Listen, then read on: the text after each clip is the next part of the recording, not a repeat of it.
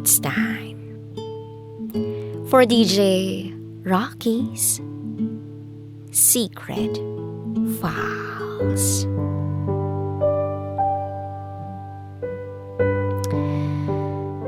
May nangyari sa amin ng customer ko sa spa.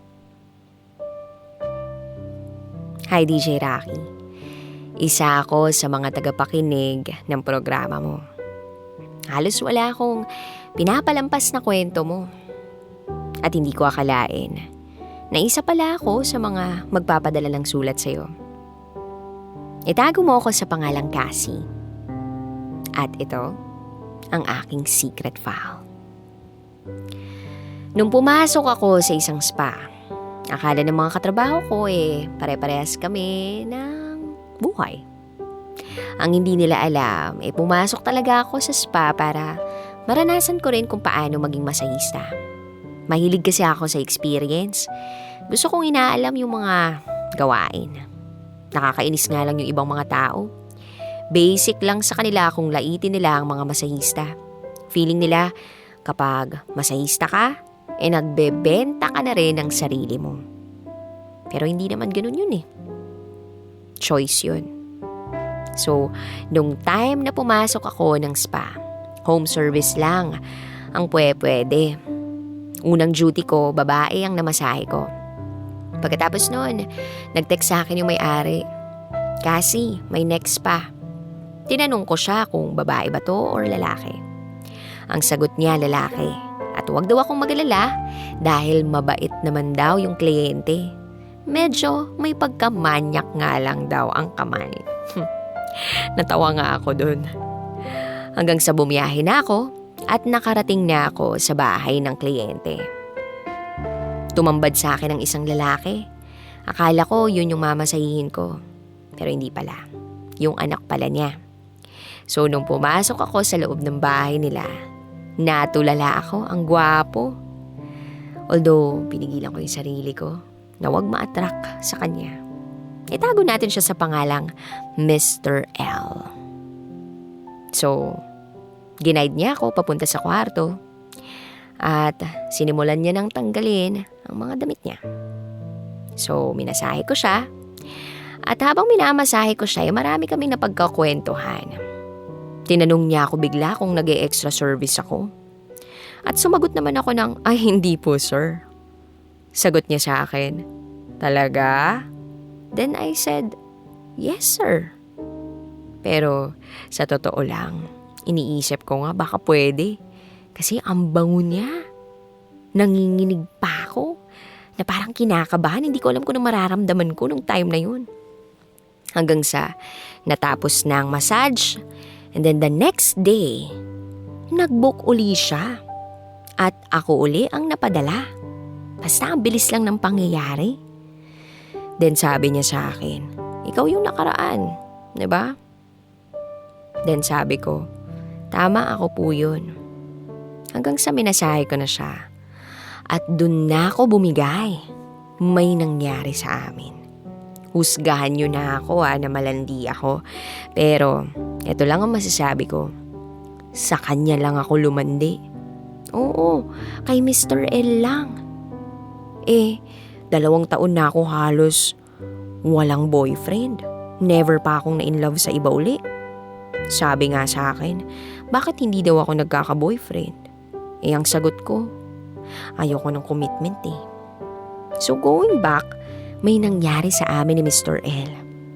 Pero para sa akin, hindi naman extra service yung ginawa ko. Kasi ginusto ko yun Ang gusto pa nga ni Mr. L, bayaran ako. Sabi ko nga, hindi ko naman pinagbebenta yung katawan ko. Dahil gusto ko yung nangyari. Basta hindi ko maipaliwanag. Hanggang sa napunta ako uli at gusto niya may mangyari. Nagdahilan ako na meron ako kasi natatakot ako, baka mabuntis ako. Pero yun na nga, marupoksi ako, malandi na rin at the same time. And alam ko namang ginawa niya kung anong dapat gawin. Although nandun yung takot, pero alam ko, safe naman. Then, lumipas ang mga araw. Na-delay ako. Oo. Delayed ang period ko. Kinabahan ako kasi regular ako. Hindi talaga ako pwedeng ma-delay. Then, nag-pray ako. Sabi ko, just in case na maka-duty ako, masabi ko lang sa kanya na buntis ako, siya yung ama. Okay na yun sa akin. Siya lang naman yung nakaganapan ko eh.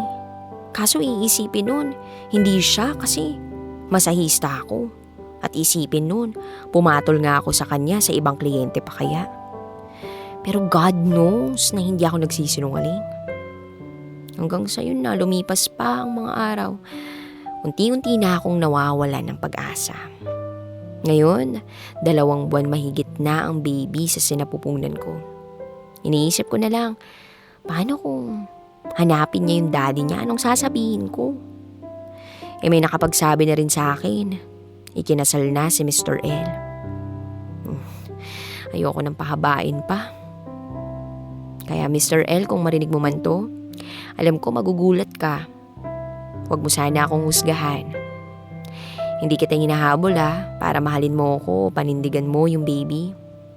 Ang gusto ko lang sana, makausap ka. Malaman mo na buntis ako, ikaw ang ama. Hindi ko kailangan ng kung anong bagay. Ang kailangan ko lang, pag dumating yung panahon na hanapin ng anak ko kung sinong ama niya, alam mo.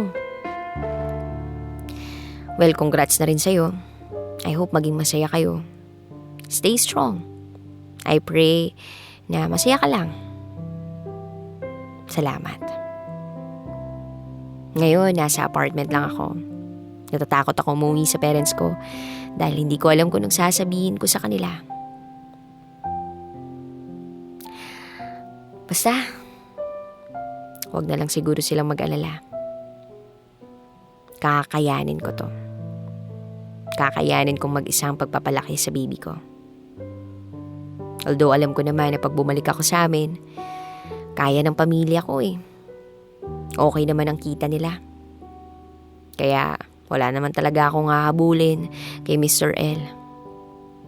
Basta ang gusto ko lang naman talaga malaman niya na siya yung ama. Yun lang.